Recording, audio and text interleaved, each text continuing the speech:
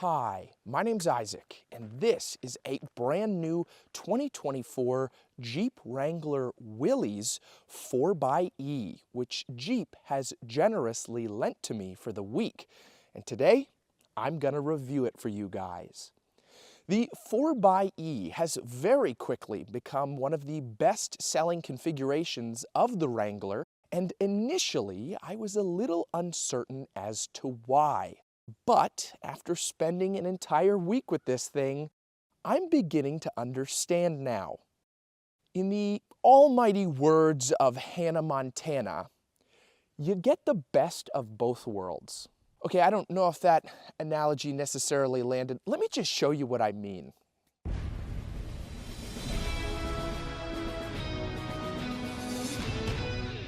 Now, when I say this is the best of both worlds, I'm referring to the fact that the 4xE is a plug-in hybrid, meaning it gets its power from the combination of a 2-liter turbocharged 4-cylinder and a 17.3 kilowatt battery hidden under the back seats. This gives the 4xE an impressive 375 horsepower and 470 pound-feet of torque, and a gas range of around 350 miles, as well as a fully electric range of 21 miles. Theoretically, if you have a short commute, you could run the 4xE exclusively on electric and then bring it back home and charge it with the provided level 1 charger overnight without having to use gas. But if you're on a longer road trip, the traditional engine kicks in when needed. It also gets fairly good fuel economy. I averaged about 21 miles per gallon in my testing this week, which isn't amazing for most normal vehicles, but it is spectacular for one of the least aerodynamic vehicles of all time. Moving over to the front end on the 4xE, 2024 is a mid-cycle refresh year for the Wrangler, which means it gets a new infotainment system on the interior, a new grille on higher trims, and the antenna is now incorporated into the windshield. I didn't know you could do that, but they did. Those are at least the biggest changes on the Wrangler. For the most part, it's stayed relatively the same. But while we're up here at the front, this particular model does have LED headlights with LED daytime running lights and LED turn signals. You're also going to get LED fog lights down here, and then the tow hooks on the front are blue to designate the 4xE model. That's probably the quickest way that you can tell a Wrangler has this configuration. Moving to the profile of the 4xE, now I mentioned up top this is the Willys trim. Willys was the original company that made Jeeps way back in the 1940s. It was the first of many to own them. AMC owned Jeep, and then eventually Chrysler Fiat, which is now Stellantis. I mean, there's a distinct possibility I could own Jeep someday. Who knows? But this is sort of the heritage model of the Wrangler, so it's not just a graphics package. You are going to get stuff like a rear locker and off-road plus mode on this Willys, and larger 285 70R tires. And there's other things like rock rails and small miscellaneous stuff that you get with this trim, but I think it's very neat that they've included all of that. Here is your electric charge port door. I don't know if you can hear that, but it's like a metal. I really like that. It's tough. It's not cheap plastic, but you just tap that and open it up, and then you have access to your charging right there, and it'll light up when it is charging. You'll have blue accented Jeep badges right here for the 4xE, and then moving up to the mirror, it is black plastic with heating and blind spot monitoring incorporated into it. And then you do get keyless entry on the doors.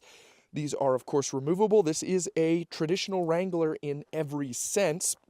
Right here, you'll have your fuel door. Again, this nice kind of metal. It does feel premium here.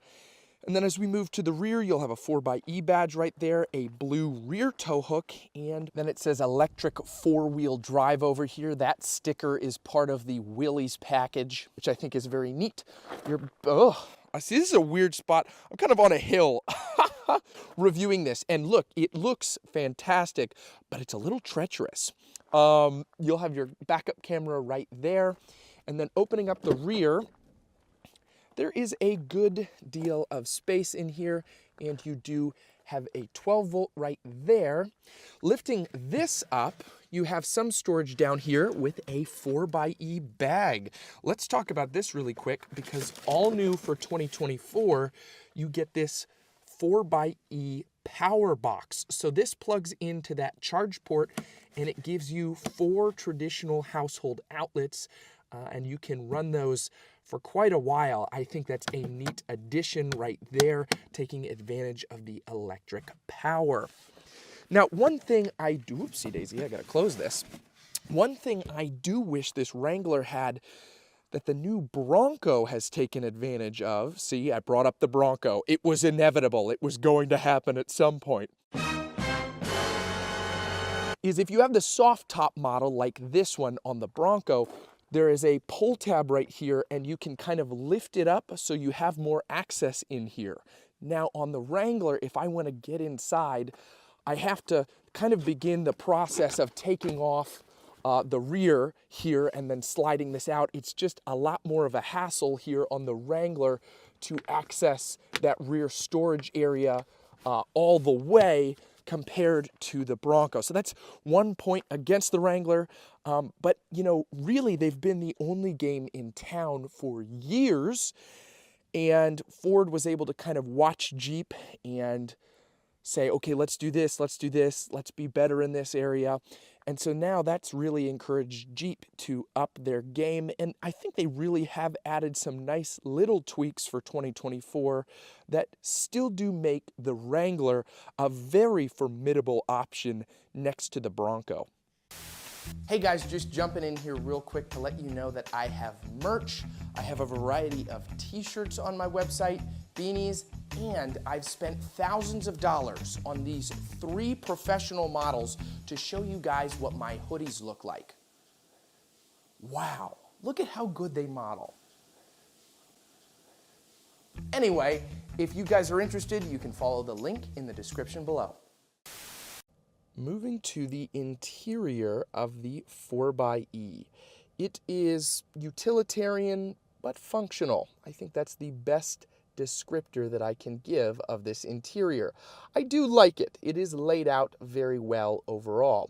Let's start here on the door panel. This is hard touch plastic, which is to be expected. And then opening it up here to give you guys a little bit better view, you get your mirror controls and lock and unlock right there. And then you do have a little storage net.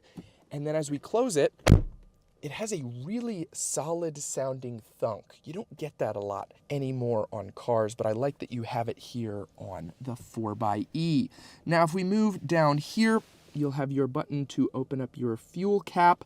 Then this is the 4xe modes. So you have hybrid, fully electric, and then e-save. E-save will shut off the electric mode, turn on the gas engine, and try to preserve as much electric range as it can.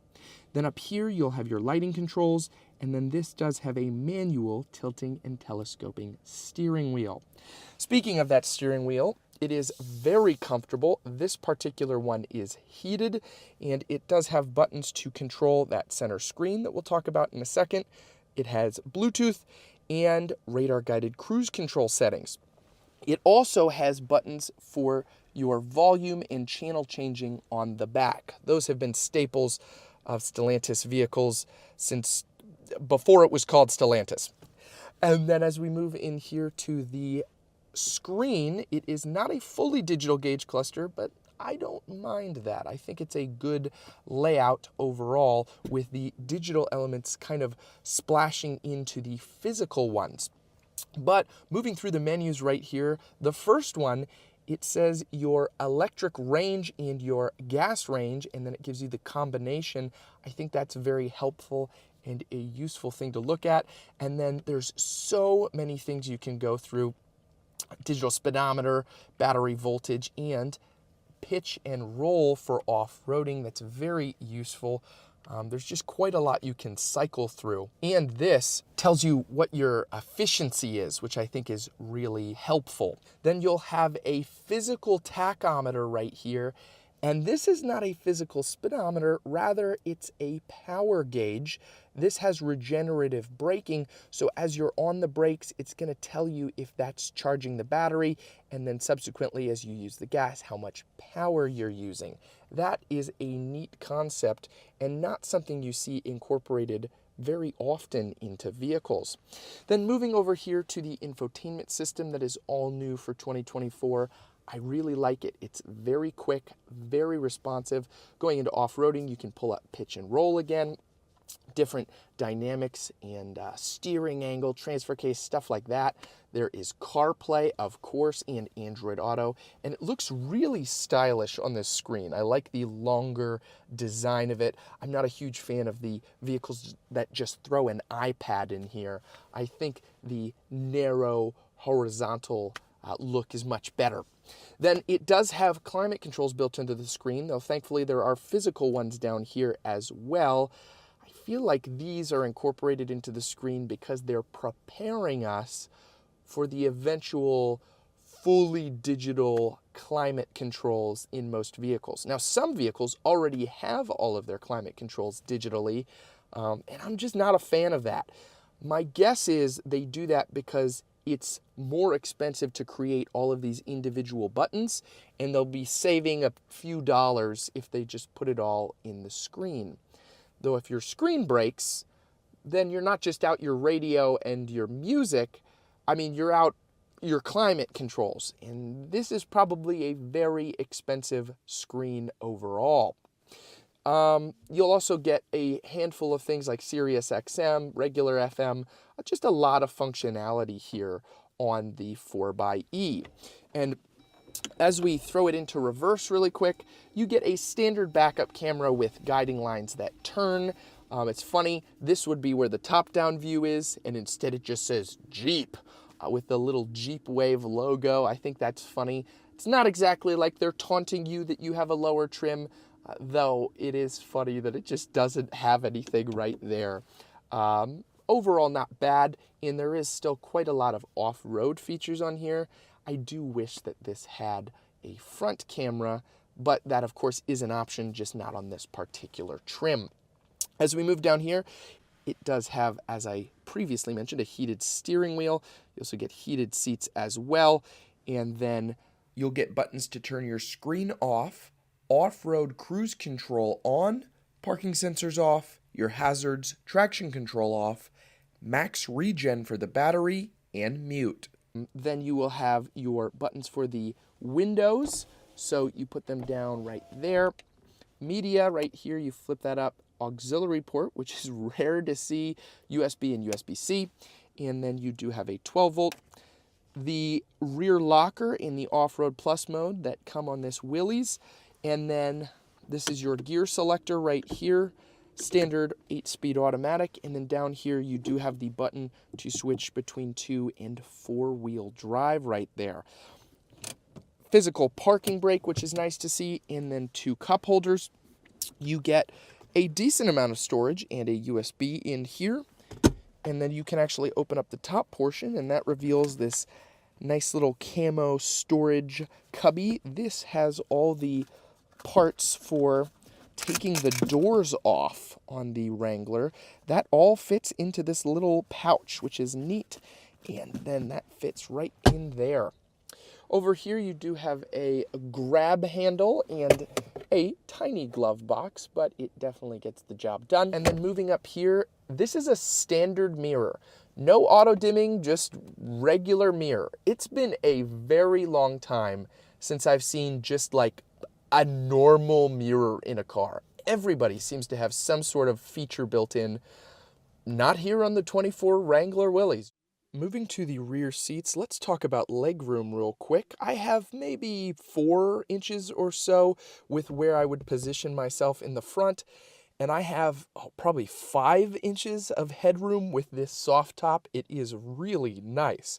Now, the seats aren't the most comfortable back here, but at least I have a lot of room. And I also get climate vents, window controls, and a nice little pull-down armrest with 2 cup holders. You also do get some storage in both of the rear seats, And then up here you will have your speakers, and there are little LED dome lights incorporated in here too.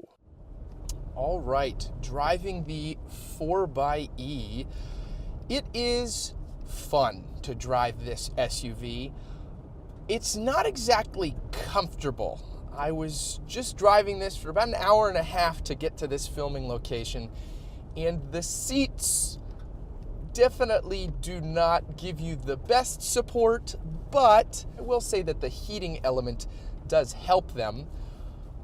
And it's not also a very quiet ride. It's pretty loud, especially with the soft top, though I will admit it's not as loud as I thought it would be. I thought it would be super windy in here, and honestly, it does a decent job dampening the sound on the highway, though there is still a fair bit of noise. It kind of steers like a boat, and these all sound like huge negative detractors, but they're kind of what makes a Jeep Wrangler a Jeep Wrangler. And at the end of the day, I've had an amazingly fun time driving this. You get used to the seats. You get used to the handling. And honestly, it feels like you're the king of the road. And this vehicle is far more functional than almost every other car I normally review because of all the off-road modes that it has. So yeah, I would say it's not a lot of frills and it's not the most comfortable, but man, is this thing fun, and would I ever recommend one? And of course, I want to drive with the top down for a little bit. Any convertible I review, I want to put the top down to get the full experience of the vehicle, and it's fantastic here on the Wrangler. I love the open air feel. It's not a particularly warm day today, but it's not freezing either, and it still works really well to have the top down, and it's so much fun on these back trails. And it's an easy process to take the soft top down. You just have to pull a couple of latches, pop some stuff out, and it's very easy to pull it back and secure it. I would personally go with the soft top if I was getting a Wrangler. The hard top, you gotta find somewhere to store it, and the sound deadening compared from the soft top to the hard top isn't a massive difference in my opinion. I've spent fairly extensive time in Wrangler and Gladiator hardtops, and I didn't really notice a huge difference in the level of noise that got into the cabin. Both of them were pretty windy. And so, yeah, I would definitely go with the soft top if you're looking for a Wrangler, because it's much easier to access this whole experience. Well, that is just about going to wrap up my review of this Willys 4xe. Before I go, though, I'd like to mention that I'm a Christian, and if you have any prayer requests, I would love to be able to pray for you guys. You can leave those in the comment section below. And lastly, I like to close out on a weekly scriptural reading. This week, I'm in the book of Ephesians, chapter 4, verse 32. Be kind to one another, tender-hearted, forgiving one another, as God in Christ forgave you. All right, guys, take care. I'll see you next time.